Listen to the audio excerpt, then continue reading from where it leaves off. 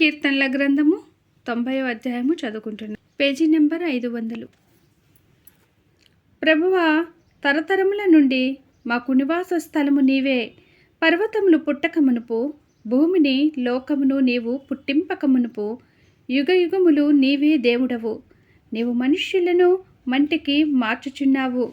నరులారా, తిరిగి రెండని నీవు సెలవిచ్చుచున్నావు. నీ దృష్టికి 1000 సంవత్సరములు గతించిన నిన్నటి వలెనున్నవి.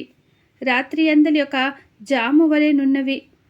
వరద చేతనైనట్టు నీవు వారిని పారగొట్టివేయగా వారు నిద్రింతురు.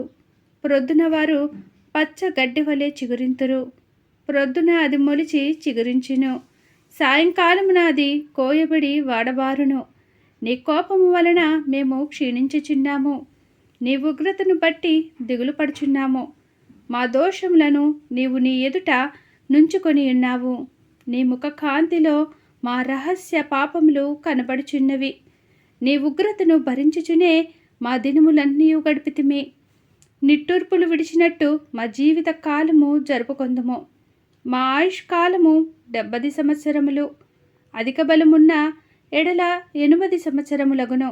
అయినను వాటి వైభవము ఆయాసమే, దుఃఖమే. అది త్వరగా గతించును. మేము ఎగిరిపోవుదుము. నీ ఆగ్రహ బలము ఎంతో ఎవరికి తెలియను? నీకు చెందవలసిన భయము కొలది పుట్టు నీ క్రోధము ఎంతో ఎవరికి తెలియను? మాకు జ్ఞాన హృదయము కలుగునట్లుగా చేయుము. మా దినములు లెక్కించుటకు మాకు నేర్పుము. యెహోవా, తిరుగుము. ఎంతవరకు తిరుగక ఇందువు? నీ సేవకులను చూచి సంతాపపడుము. ఉదయమున నీ కృపతో మమ్మును తృప్తిపరచుము. అప్పుడు మేము మా దినములన్నీ ఉత్సహించి సంతోషించదము. నీవు మమ్మును శ్రమపరిచిన దినముల కొలది, మేము కీడును అనుభవించిన ఏండ్ల కొలది మమ్మును సంతోషపరచుము. నీ సేవకులకు నీ కార్యము కనుపరచుము. వారి కుమారులకు నీ ప్రభావము చూపించుము. మా దేవుడైన యెహోవా ప్రసన్నత మా మీద నుండునుగాక.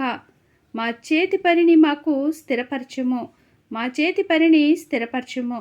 దేవుడి చిన్ని వాక్యమును దీవించునుగాక. ఆమేన్. ఈ బైబిల్ రీడింగ్ అనేది మీకు నచ్చినట్లయితే ప్లీజ్ లైక్ చేయండి, షేర్ చేయండి, సబ్స్క్రైబ్ చేయండి. దేవుడు మనందరికీ తోడైండునుగాక. ఆమేన్.